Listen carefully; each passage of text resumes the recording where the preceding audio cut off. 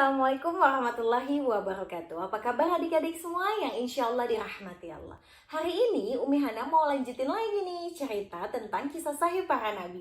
Masih dari buku yang sama, Kisah Sahih Para Nabi dan Rasul berdasarkan kitab Ibnu Katsir, penerbit Ahlan Pustaka Umat, penulis Abu Nada. Hari ini Umi Hana mau cerita tentang Nabi Ibrahim alaihi salam. Kita simak ceritanya. Nabi Ibrahim kekasih Allah Azza wa Jalla. Ia lahir di negeri Babilonia yang kaya raya. Sayang, penduduknya zolim dan durhaka. Mereka menyembah benda tak punya kuasa. Nabi Ibrahim berdakwah pertama kali kepada ayahnya. Mengapa ayah sembah benda yang tak punya kuasa? Janganlah ayah menyembah syaitan yang durhaka. Aku khawatir ayah akan diazab Allah bersama dia. Sayang, ayah Nabi Ibrahim justru menjadi murka. Ia mengancam Nabi Ibrahim bahkan mengusirnya. Tapi Nabi Ibrahim dengan lemah lembut berdoa agar Allah selamatkan dan beri ampunan ayahnya. Ayah Nabi Ibrahim tetap memusuhi agama putranya. Tetap kufur dan durhaka kepada Allah Azza wa Jalla. Nabi Ibrahim pun akhirnya berlepas diri darinya, memilih tunduk patuh pada perintah Allah Ta'ala. Nabi Ibrahim gigih berdakwah kepada kaumnya, sembahlah Allah dan bertakwalah kepadanya. Berhala tak bisa memberi rizki apapun juga. Mintalah pada Allah dan bersyukurlah padanya. Nabi Ibrahim tak pernah bosan menasehati mereka. Berhala itu hanya mampu membuatmu saling berkasihan di dunia. Tapi di akhirat kalian akan saling mengingkari dan mencela. Dan kelak tempat kembali kalian semua adalah neraka. Kaum Nabi Ibrahim tetap menyembah berhala karena mengikuti ajaran nenek moyang mereka. Sungguh kamu dan nenek moyangmu berada dalam kesesatan, kata Ibrahim kepada kaumnya. Nabi Ibrahim mendatangi tempat pemujaan berhala. Lalu ia hancurkan semua berhala yang ada di sana. Nabi Ibrahim sisakan yang terbesar di antara mereka, sebagai pelajaran bagi kaumnya jika mereka bertanya. Nabi Ibrahim dipanggil pemuka kaum dan ditanya, apakah dia yang hancurkan berhala-berhala mereka? Nabi Ibrahim menjawab, patung besar itu pelakunya. Cobalah tanya padanya jika dia bisa bicara. Orang-orang itu menundukkan kepala.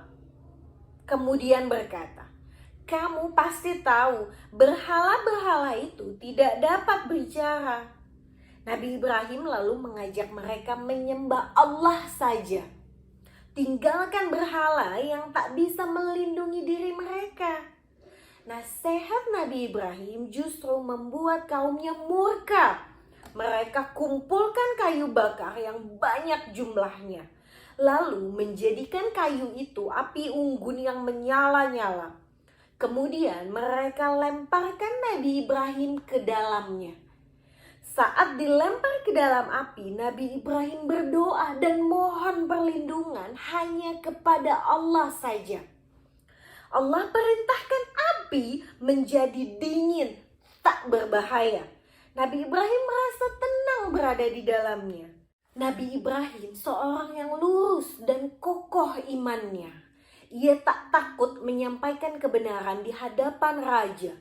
Ketika Raja Namrud menganggap dirinya Tuhan alam raya, Nabi Ibrahim dengan lemah lembut meluruskannya. Raja Namrud tak mampu berdebat dengannya. Semakin mendebat, semakin tampak bodohnya. Akhirnya Raja Namrud terdiam 1000 bahasa, tak mampu bicara apa-apa. Tapi kesombongan membuatnya tetap durhaka. Nabi Ibrahim tinggalkan kaumnya yang kufur lagi durhaka. Ia pergi berhijrah bersama Sarah, istrinya yang cantik jelita. Waktu itu Nabi Ibrahim dan Sarah belum dikaruniai putra. Mereka hijrah ditemani oleh Nabi Lut, keponakan mereka. Saat mereka melewati sebuah negeri yang zolim rajanya, sang raja ingin merebut istri Nabi Ibrahim yang cantik jelita. Tapi setiap kali sang raja mendekati Sarah, tiba-tiba ia tak berdaya. Istri Nabi Ibrahim selalu mohon perlindungan Allah saja. Sang raja pun akhirnya membebaskan Sarah. Bahkan raja memberi dia seorang hadimah atau pembantu perempuan bernama Hajar yang tugasnya melayani Sarah. Tapi Sarah berikan pada Nabi Ibrahim agar dinikahi. Nabi Ibrahim dan Hajar dikaruniai seorang putra, anak lelaki yang sabar dan mulia, Ismail namanya.